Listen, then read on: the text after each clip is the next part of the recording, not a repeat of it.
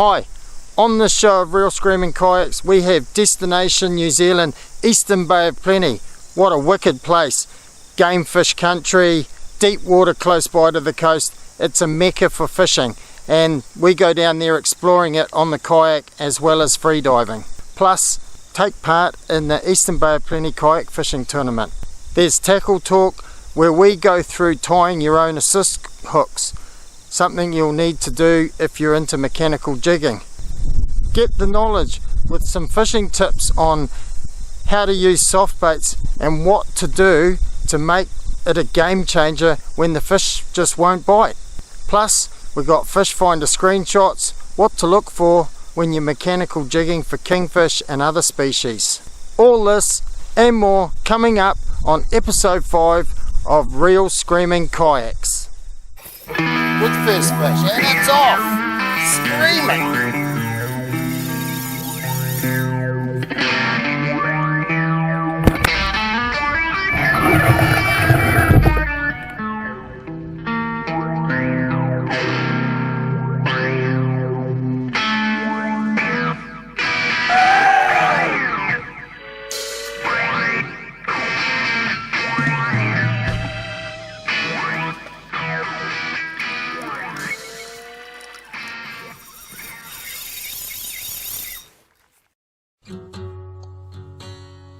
February signals the start of summer fishing. It's an exciting time with wildlife hungry after the annual breeding cycle. Warmer waters move in closer to the mainland and with them are the predators.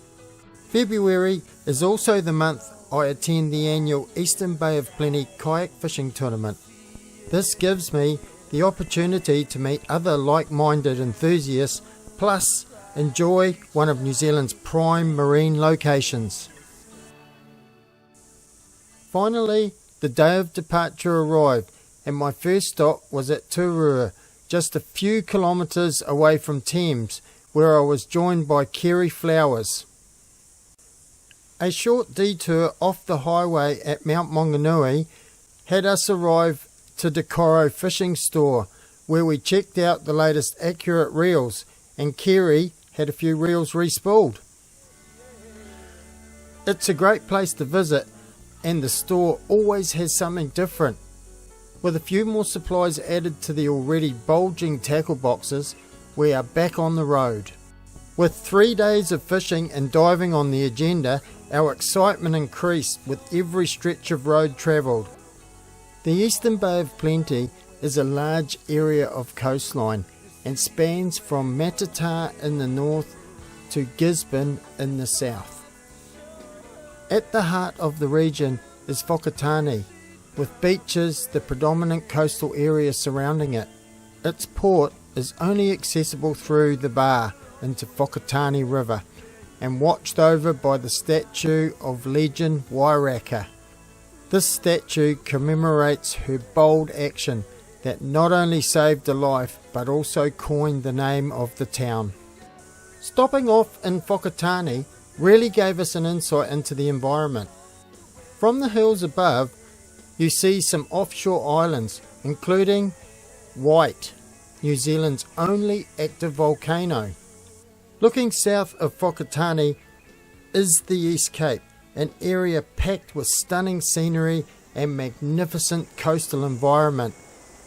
This is an area not to be taken lightly, and its geographical location means deep water is not far away. Strong tidal flows and constant ocean swells make some areas extreme by nature. It's a place where the wildest of sea creatures can be found. Ohope would be our base for the next 4 nights, thanks to Dave at Vision Fresh, who provided his converted caravan for us. After a relaxed start to the day, we hatched a plan to explore some of the area up past Te Kaha. Both of us were really keen to get into the water and see firsthand the amount of marine life this place had. So the first session of the day involved freediving. Kerry couldn't resist getting in the water while I parked the car, and despite being told the crayfish are out deeper, he nabbed one in shallow, and just off the launch site. We were hopeful of what waited a few bays further on. What greeted us was clean water and perfect conditions. In no time, a nest of crayfish was located and had our attention. Kerry tried his skills and took his time moving in to grab hold of one, but with so many feelers and plenty of space to retreat, they proved too difficult, leaving a cloud of silt in their escape. We continued to explore the area in hope of finding some power, but it was clear this area had been well dived with only a few undersized ones around. During many dives, I was blown away by the amount of fish fairly close in along the coastline. I mean, there were large groups of decent sized butterfish, not to mention kingfish, with both of us having encounters. There was even an encounter with a school of at least 50 fish. Our time in the water soon came to an end, with one more crayfish added to the catch bag. Back on shore for a quick break and some lunch, we refitted the kayaks with fishing gear and were soon on our way in search of a nearby reef a couple of kilometres from shore. Well, we're out offshore at Te Kaha here, and out on a pin. It's in about 50 metres, comes up and hooked up on a fish which is pretty decent, and what do you know? It's a massive snapper. I'll just letting this guy blow some air. He's a whopper of a fish. Woo! He's pretty feisty and he's just swimming around down there.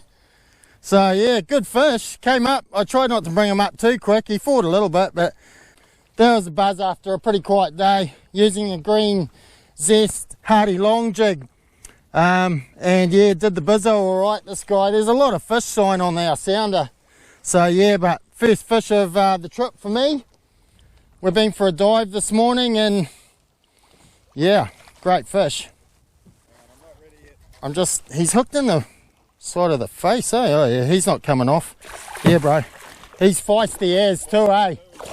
Oh yeah, he's still pretty green. Yeah, he'll go back. So I'm happy about that. We'll just leave. Whew! He just soaked everything then. It just shows you what you can find offshore in these places, yeah? He's a beautiful fish. Alright, we're going to leader him in now. He's still pretty feisty, this guy. He doesn't want to come on board, and you can't blame him for that.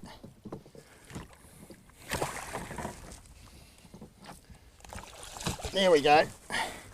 Stunning fish.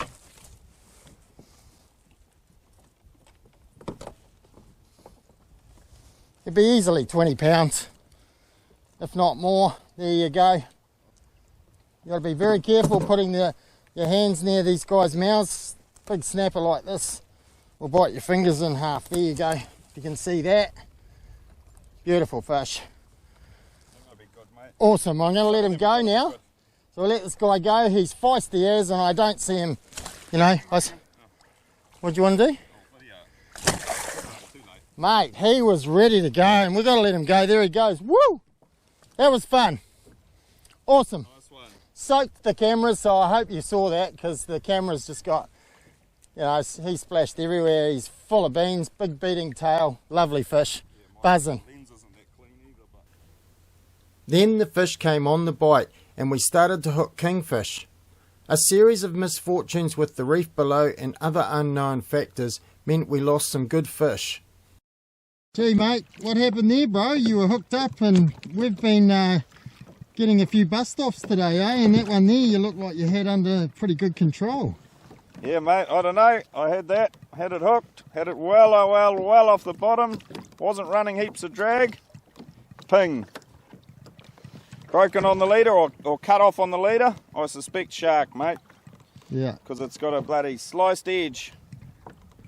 So, yeah, pretty interesting, isn't it? I mean, we've had some king action, we've had some big snapper action.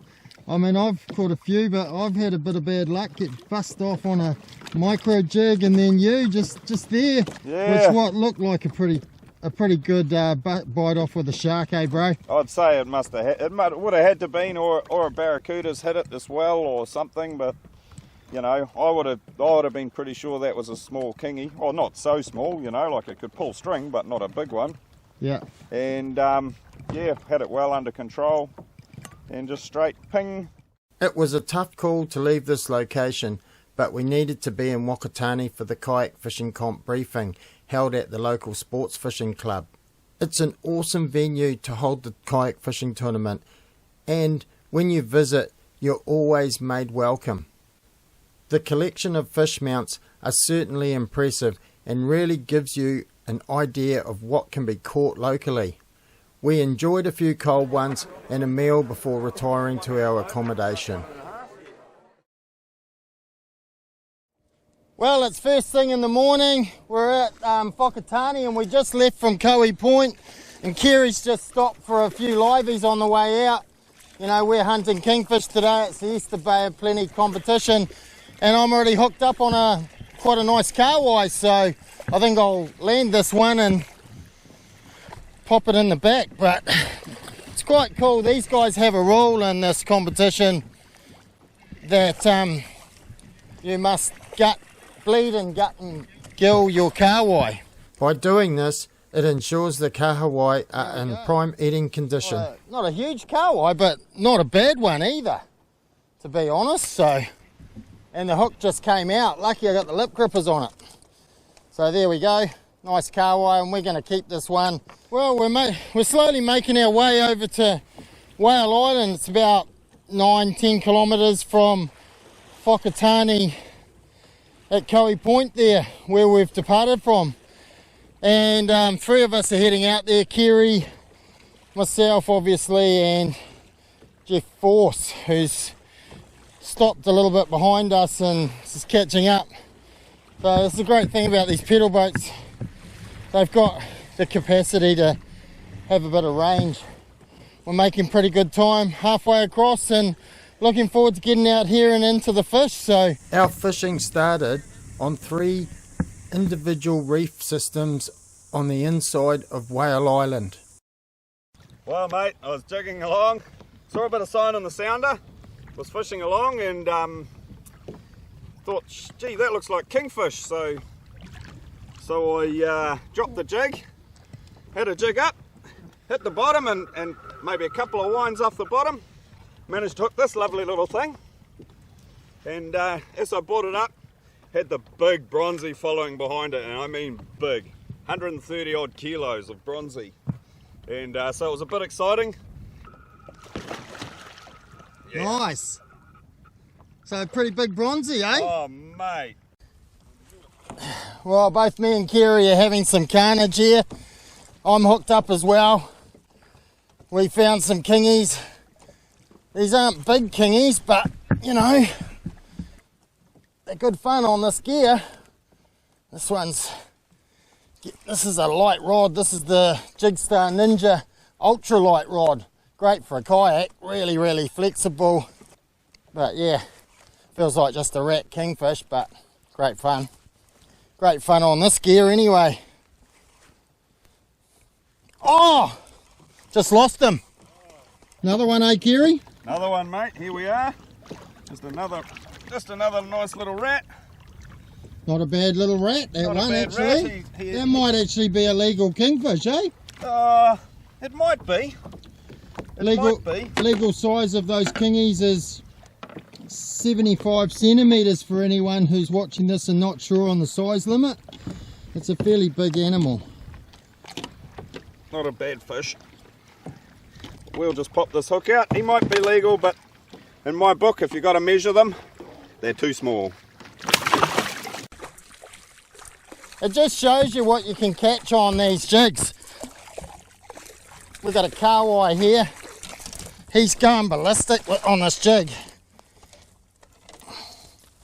We've already got a kahawai, so this one here, he's not that big, so we're going to let him go once we get control of him. Real feisty, real green. So there we go. He's off. And again, plenty of kingies here. They're not huge ones, but good fun nonetheless. Oh, mine's just, oh, here's the bronzy. Oh no.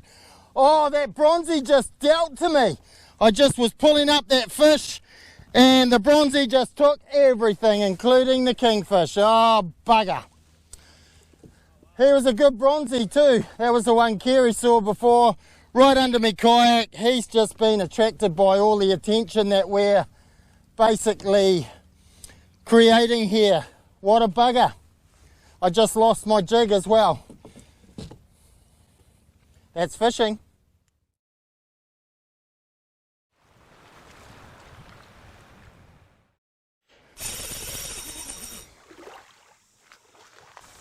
Well, that was an awesome day. One of the best things about coming back to the beach is the fish in the back. It's been a really hot day, been out for about 6 hours, and yeah, basically all the fish are nice and cold because they've been put on ice. So it's really important to put some ice packs in your back here really well, use an insulated bag, and your fish will be nice and cold when you get back to the beach, and then you can put them in your chili bin. It's a well-known fact that putting your fish on ice will greatly improve the eating quality and also its lifespan after processing. During the many years I have been fishing, ice packs have proven to be one of the best options for the kayak. This is because they remain in their original form after defrosting. Unlike ice, that turns to liquid and can potentially cause stability issues as it moves around the containment area freely. Modern day ice packs also stay frozen for longer periods due to the special additives and gel that's found within them. When you use different ice pack modules within a purpose-made bag, the defrost times increase, creating longer lifespan. Plus they can be reused by simply placing back into the freezer after cleaning them. For best results, combine the ice packs with a couple of 1 litre bottles filled with salt water. Using the two together is really effective because the ice packs lay flat on the floor of the bag and kayak, creating a frozen bed that the fish land on when placed in the area. The frozen bottle of salt water assists in cooling the entire area of air and the contents. When out on the water, be sure not to leave the opening of your storage system unsecured longer than necessary, as this will let the cold air out and reduce the ice pack's ability to keep your catch chilled down.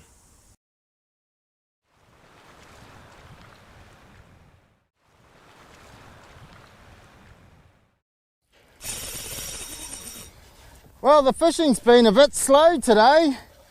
You know, a lot of little small fish, but then I decided to try something different and been fishing a few soft baits and that. Got a bit of a gulp crabby on, and it's made the difference, you know.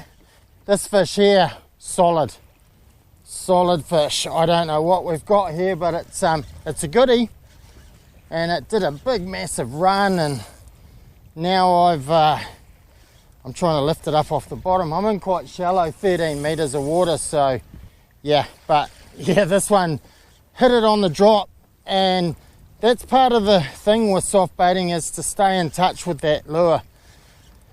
And you know, as it's sinking down, make sure that you're you know, watching what's happening, and if something grabs it as it's sinking down and runs off and that line goes tight, the first thing you got to do is instantly react by striking at the fish, and that's what I did here. So fish is coming up now. I'm just going to try and put it around the other side. Oh, good snap. Yeah, happy as.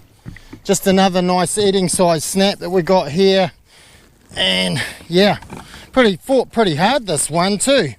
So we're just gonna lip grip him because I think he's only just hooked.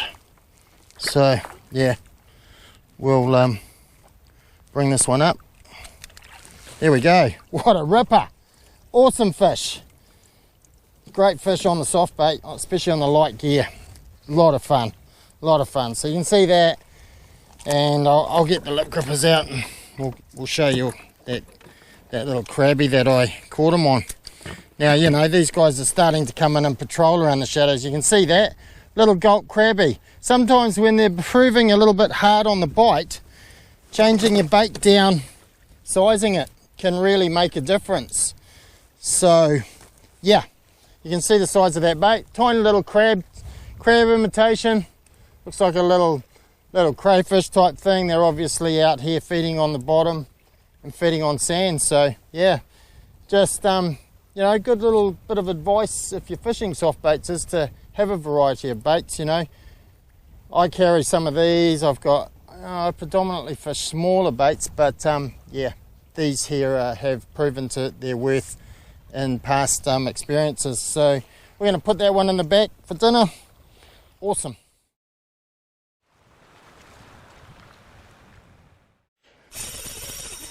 In this episode, we feature screenshots taken from the Humminbird Helix 9. The first image shows split screen view of sonar on the left and chart plotter.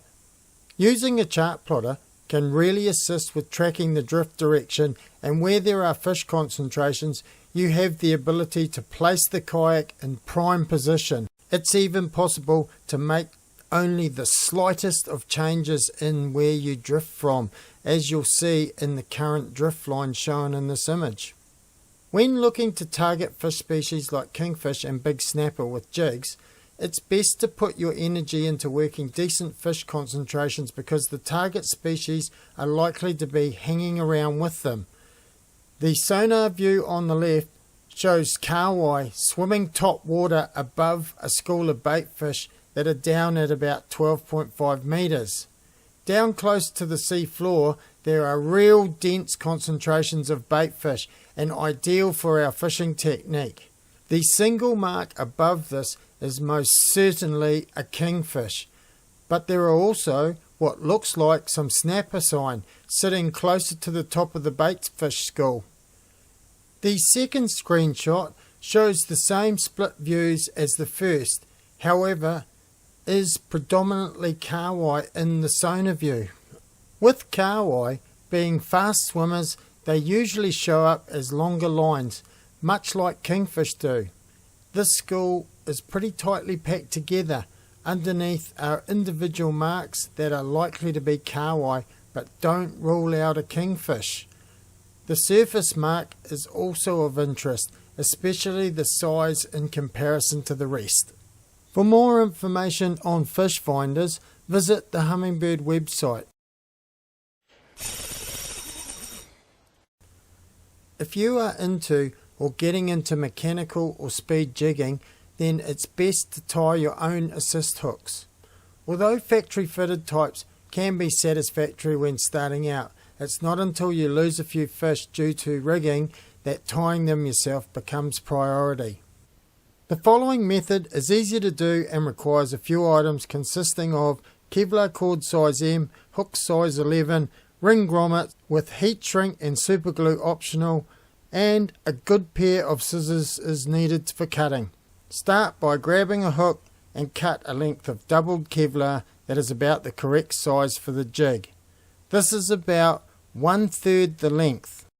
Pass the tag ends of the cord through the hook eye from the side facing the point. Holding the tag and the hook together helps keep it tidy. Now rotate the cord loop back and across the hook shank so it sits behind the eye.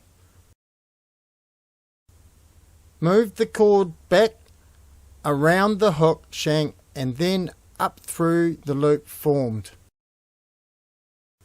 Now firmly hold the hook shank and tag ends, then slowly pull the cord loop to pull the knot up so it's firm. Pass the cord loop back through the hook eye. To finish, pull up and tighten fully. This knot is basic but will not slip and can be used as it is. However, I prefer to ensure it's secured even further. This is done by adding a few drops of super glue, then covering with heat shrink for protection. In terms of attaching your assist hook to your leader and main line, instead of using a solid ring that can cause the leader to fail where it's attached due to contact with the split ring while the jig is being worked, the best way to prevent this from happening is by using a ring grommet, and will protect the leader where it's joined. This is done by attaching the leader using a chain knot with the leader sitting in the grommet. Attach the assist hook's cord loop to the small solid ring, not the large ring that has the grommet. Do this by inserting the cord loop through the ring, then open the loop and pass the hook through it, then pull up tight.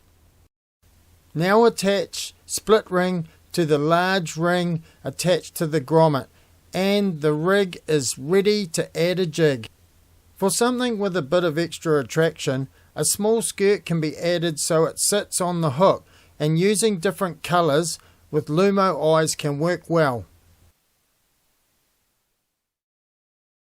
Special thanks to our sponsors. Outdoor Sports New Zealand provide the Old Town kayaks and Ocean kayak that get us to the action. Humminbird provides the technology that finds the fish. SHARKSKIN protects the body against the elements. Neptune assists with the free diving, and Pelage captures the seafood. Jigstar rods fight the fish, Zest jigs attract the bites, and Gamakatsu hooks nail them.